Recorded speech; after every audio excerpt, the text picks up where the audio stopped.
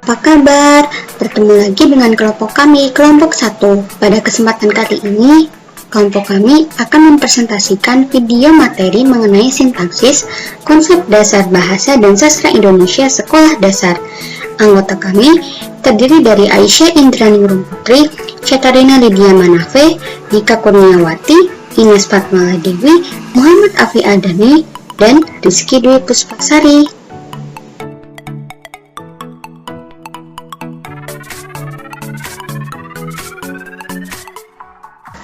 Pengertian sintaksis.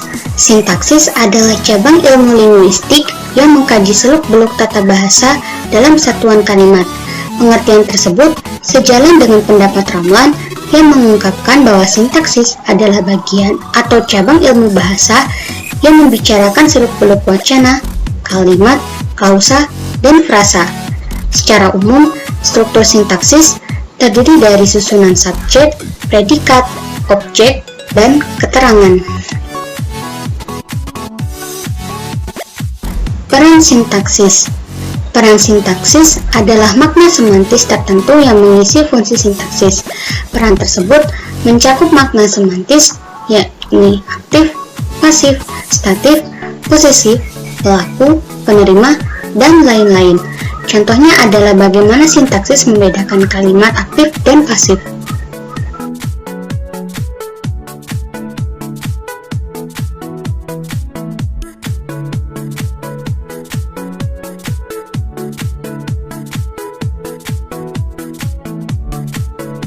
Struktur internal kalimat terdiri dari frasa, klausa, dan kalimat. Frasa merupakan objek kajian sintaksis terkecil yang merupakan gabungan dua kata atau lebih yang tidak membentuk pola kalimat. Contohnya, pisang goreng, sangat pandai, tikus nakal, bayi sehat, dan lain-lain. Kemudian klausa adalah objek kajian sintaksis di mana di dalamnya ada unsur predikatif, namun tidak memiliki fungsi gramatikal dalam kalimat. Lalu kalimat merupakan objek kajian sintaksis terbesar, minimal terdiri dari satu klausa, mengandung tanda baca, baik itu titik, seru, maupun tanya, diawali huruf kapital, dan mengandung intonasi akhir. Jenis frasa berdasarkan kelas. Frasa verbal adalah kelompok kata yang dibentuk dengan kata kerja. Frasa verbal terbagi menjadi 3 kelompok, yaitu frasa verbal modikatif, contohnya pasti belajar. Frasa verbal koordinatif, contohnya mencuci dan menjemur. Frasa verbal apositif, contohnya tidak menoleh. Kemudian frasa adjektifal merupakan kelompok kata yang dibentuk dengan kata sifat atau keadaan sebagai inti dengan menambahkan kata lain yang berfungsi menerangkan, seperti agak, harus, kurang, lebih, paling, dan sangat. Contohnya, tampan nian kekasih barumu, Sri Kandi cantik ayu rupawan, aman tentram, dan lain-lain. Kemudian frasa nominal merupakan kelompok kata benda yang dibentuk dengan memperluas sebuah kata benda. Frasa nominal terbagi menjadi 3 jenis, yaitu frasa nominal modikatif, contohnya gadis mungil, bulan kedua, dan lain-lain. Frasa nominal koordinatif, contohnya dunia akhirat, langit bumi, dan lain-lain.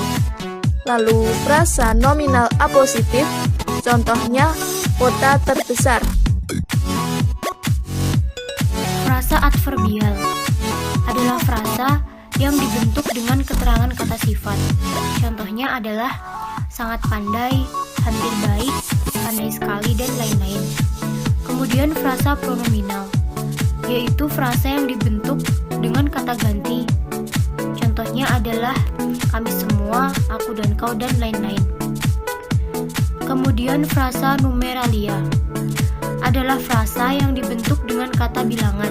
Contohnya adalah 20 ekor, 15 orang, 34 biji, dan lain-lain.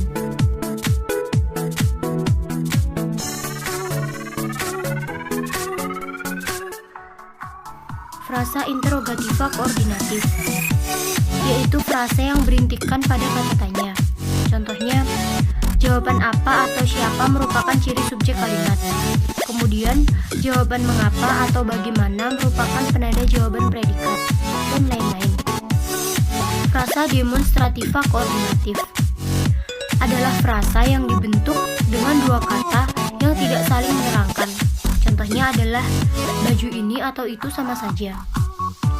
Frasa proporsional koordinatif, yaitu frasa yang dibentuk dari kata depan dan tidak saling menerangkan. Contohnya, dari dan ke Bandung, dari, oleh dan untuk rakyat, dan lain-lainnya.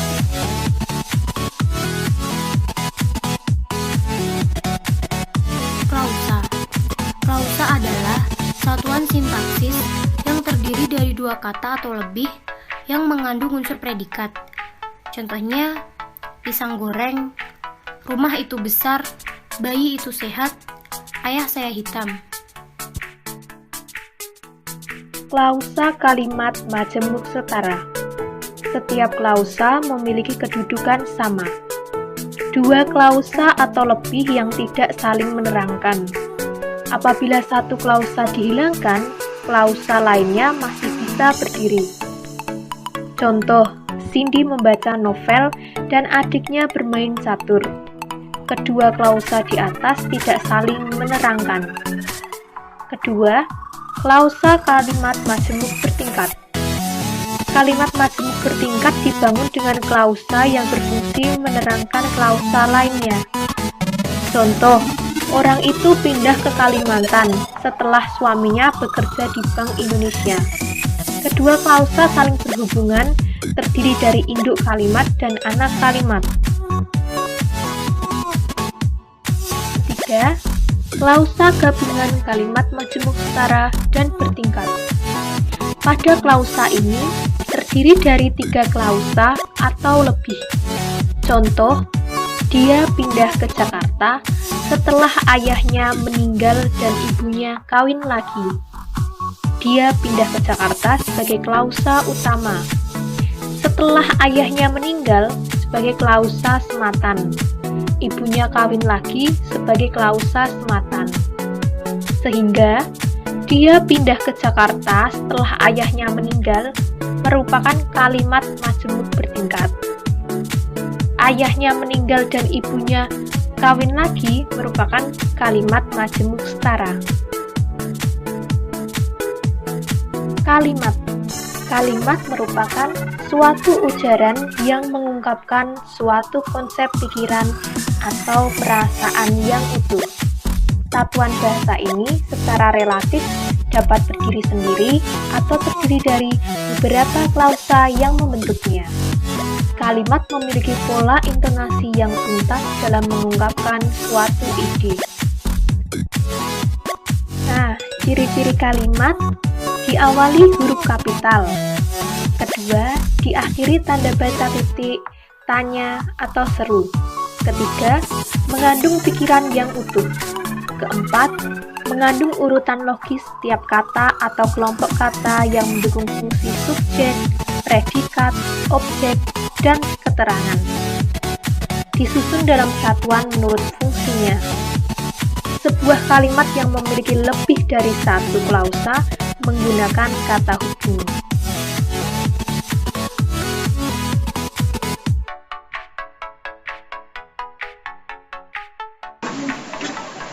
Subjek. Fungsi subjek merupakan pokok dalam sebuah kalimat. Ciri-ciri subjek yang pertama, jawaban apa atau siapa. Kedua, dapat didahului oleh kata bahwa. Ketiga, dapat disertai kata ini atau itu. Keempat, berupa kata atau frasa benda. Lalu ada predikat. Predikat adalah unsur yang menjelaskan atau membicarakan pokok kalimat atau subjek. Ciri-ciri predikat yang pertama, umumnya diisi oleh kata verba atau frasa verba. Kedua, dalam kalimat susun biasa, predikat berada di belakang subjek. Ketiga, jawaban mengapa, bagaimana. Keempat, didahului kata adalah, ialah, yakni, dan yaitu. Lalu ada objek. Fungsi objek adalah unsur kalimat yang kehadirannya dituntut oleh verba transitif pengisi predikat dalam kalimat aktif. Ciri-ciri objek yang pertama berupa nominal atau frasa. Kedua, ada langsung di belakang predikat yang diisi oleh verba transitif.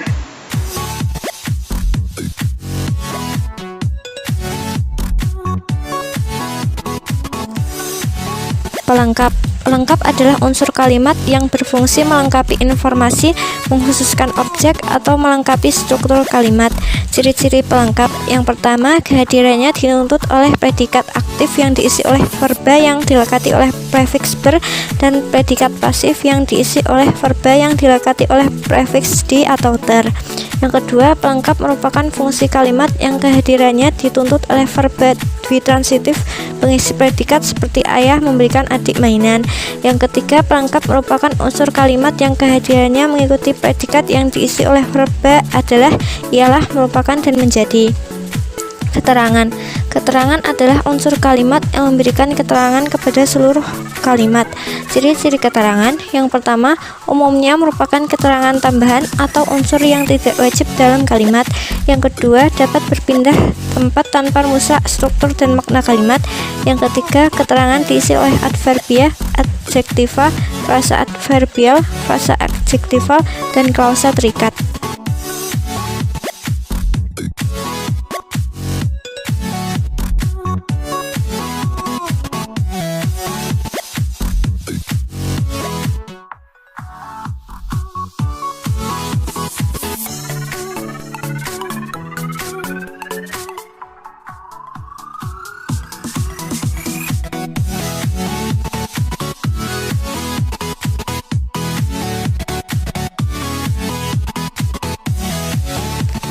Jenis-jenis keterangan.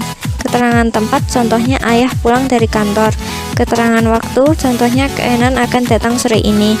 Keterangan alat, contohnya ibu menghaluskan bumbu dengan blender. Keterangan cara, contohnya Elsa memasuki rumah kosong itu dengan hati-hati.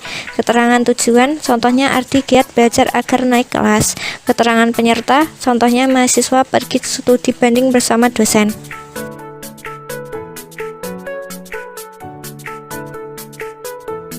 Keterangan perbandingan, contohnya seperti dan bagaikan. Keterangan sebab, contohnya karena. Keterangan akibat, contohnya sehingga. Keterangan syarat, contohnya jika dan apabila. Keterangan pengandaian, contohnya andaikan. Keterangan atributif.